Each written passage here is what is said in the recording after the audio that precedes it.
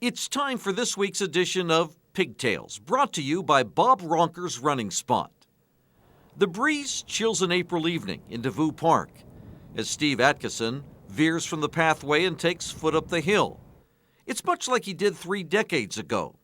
He's still working an ethic, still recapturing a spirit that blossomed as a high schooler at Lloyd.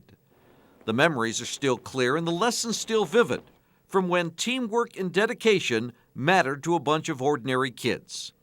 It's laid out in a book Steve wrote called Juggernauts. It's about his Lloyd High School cross-country team. They won state in 1974, then they did it again a year later under Coach Mike Daly, a Vietnam vet.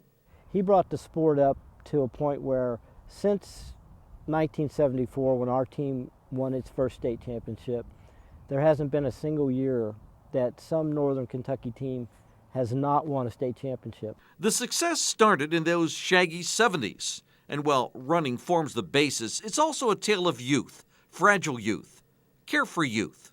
My original intention was for it to be a young adult teenage book, but it seems like there's as much interest from a nostalgic point of view by the other folks that lived through the 70s and beyond during the first running boom.